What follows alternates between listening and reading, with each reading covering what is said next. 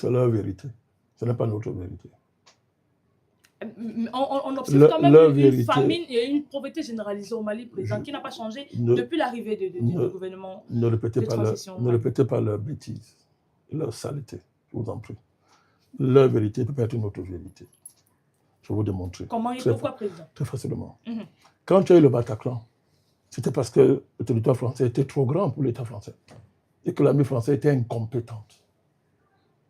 Quand tu as eu les attentats en France, Charlie, tous ces machins-là, c'est parce que l'État français était incompétent et que le territoire français était trop grand pour l'État français. Ce sont des idiots, ce sont des criminels. Ils veulent justifier leurs crimes. Macron, c'est un petit criminel assassin. Il paiera, comme tous les dirigeants français qui arrivent là, les Édouard Philippe, les Mélenchon, les Villepin, ce sont des criminels. Et nous, on les attend. On les attend. Parce qu'ils pensent qu'en tuant, salut camarades, ils vont nous influencer. On les attend. Et avec cet assassinat, président, attendez, est-ce que l'alliance avec les Russes présente des failles? Pourquoi vous êtes pressé? Je dis que je réponds en 2 secondes. En 2 secondes. Tous ces attentats qu'il y a eu en France, le pays avait une armée la plus compétente du monde. C'est parce que l'État français, le territoire français est trop grand pour l'armée française. Et ils sont incompétents. Il faut donc...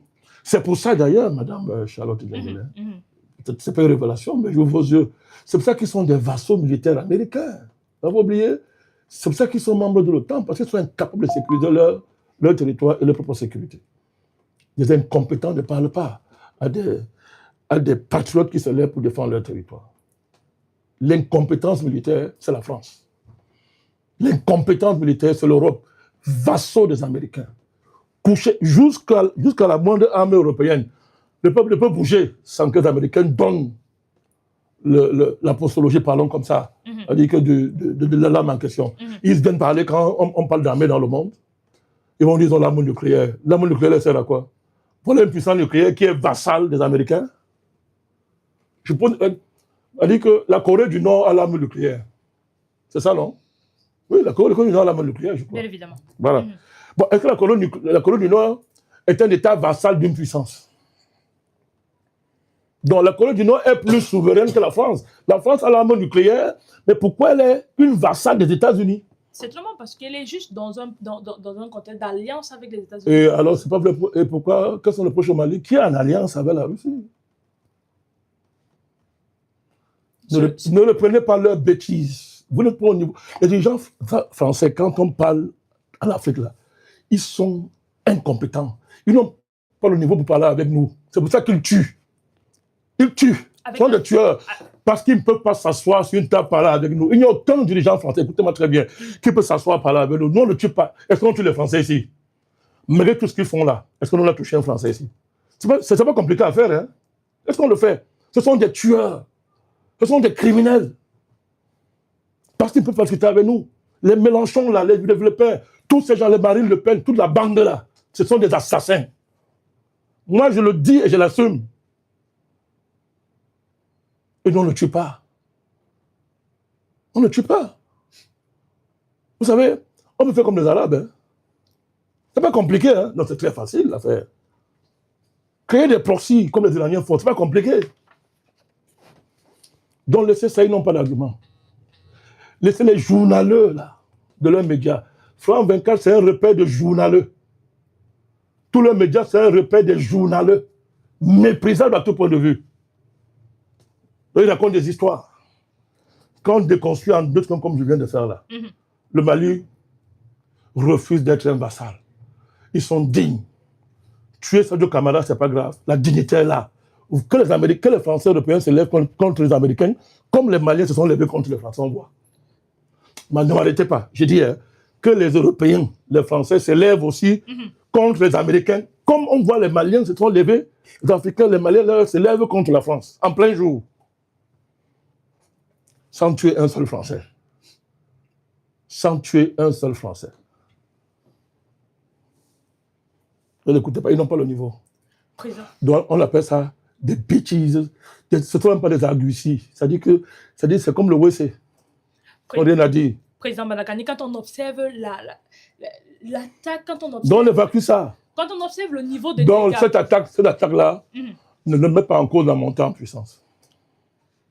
Président, nous voulons interroger les faits et comprendre davantage. Qu'est-ce que moi je fais? Quand on observe les dégâts causés par cette attaque terroriste qui nous a valu la mort d'un ministre de la Défense, le général de corps d'armée, Sadio Camara, qui est une haute personnalité de cette transition, et qu'on observe la facilité avec laquelle c'est arrivé, président, est-ce qu'on n'est pas en même d'interroger le bilan stratégique, géopolitique et politique de cette transition qui est déjà à sa 6e année, si on peut compter depuis son arrivée? C'est une défaillance dans le cadre d'une montée en puissance d'une armée qui lutte pour sa souveraineté.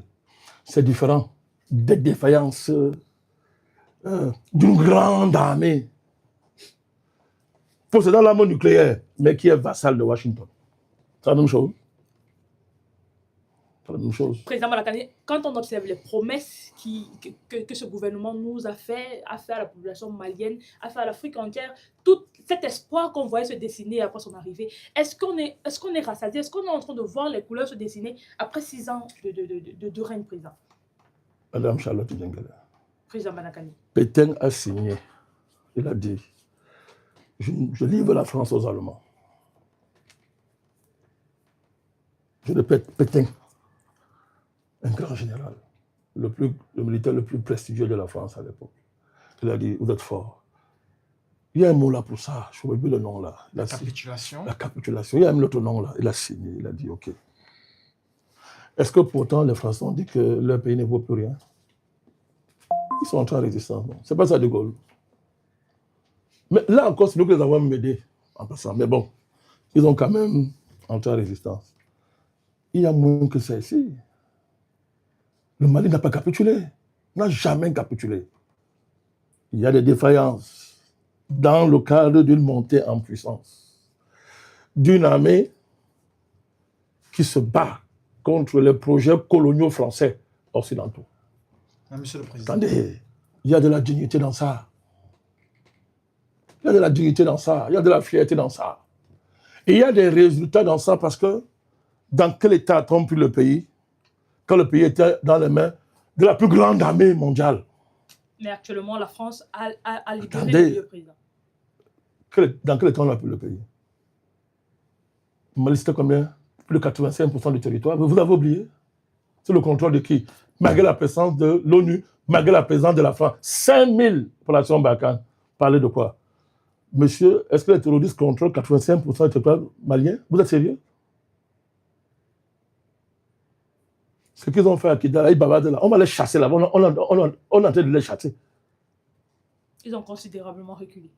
On va les pourchasser, ils vont rentrer dans les pays là où ils viennent. Et nous allons encourager les dirigeants maliens à aller plus loin. On ne va même pas seulement les encourager. Nous allons utiliser nos moyens pour les amener à aller plus loin. Comme on avait fait au commencement du combat par la famille. C'est placé là pour supplier les dirigeants maliens. Nous ne supplions aucun dirigeant là-bas. Nous savons comment le combat a commencé. Nous connaissons les leviers de ce combat. Et on va les utiliser. Veut ou pas, on va reprendre